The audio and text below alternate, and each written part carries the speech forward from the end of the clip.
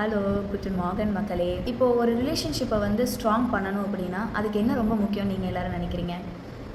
சில பேர் வந்து பணம்னு நினைக்கலாம், சில பேர் வந்து அட்ஜஸ்ட் பண்ணுறதுன்னு நினைக்கலாம், சில பேர் வந்து அவங்க ஹஸ்பண்ட் அண்ட் ஒய்ஃப்குள்ளே மாற்றி மாற்றி வேலை பார்த்துக்கிறது அப்படிங்கிறத நினைக்கலாம்.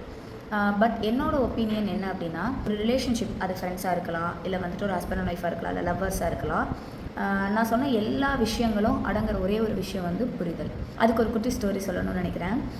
லைக் வந்து பென்சில் வந்து எரேசர்கிட்ட கேட்டுச்சான், நீ ஏன் எப்போவுமே நான் பண்ணுற தப்புக்கு வந்து உன்னோட ஷேப்பை வந்து நீ அழிச்சுக்கிற அப்படின்னு சொல்லி கேட்கும்போது எரேசர் சொல்லிச்சான், எனக்கு வந்து என்னோடய ஷேப்பை காட்டிலும் நீ வந்து குறை இல்லாமல் வந்து மேலே உயர்றதான் எனக்கு ரொம்ப முக்கியம் அப்படின்னு சொல்லி அவ்வளோ அழகாக புரிஞ்சுக்கிச்சான்.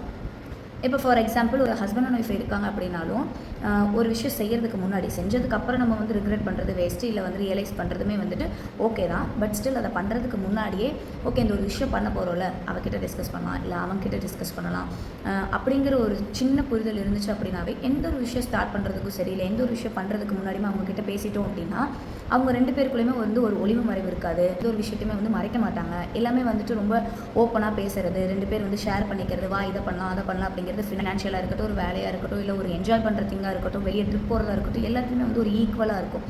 இது வந்து ஈக்குவாலிட்டி அப்படிங்கிறதுக்காக மட்டும் இல்லை, நான் வந்து அவங்களுக்கு ரெஸ்பெக்ட் பண்ணுறேன், அவங்க எனக்கு ரெஸ்பெக்ட் பண்ணுறாங்க அப்படிங்கிற அந்த புரிதல் இருந்துச்சுனாவே ரெண்டு பேருக்குள்ளே சண்டை சச்சரவு கோபம் வெறுப்பு இது எல்லாத்தையுமே தாண்டி எனக்கு அவங்க வேணும், எனக்கு அவள் வேணும் அப்படிங்கிறது எல்லா இடத்துலையுமே வந்துடும். ஃப்ரெண்ட்ஸ் பேசாமல் இருக்கிறது, லவ்வர்ஸ் கோச்சிட்டு பேசாமல் இருக்கிறது, ஹஸ்பண்ட் அண்ட் ஒய்ஃப் இருக்கிறது, அது எல்லாமே வந்துட்டு தவிர்த்திட முடியும்.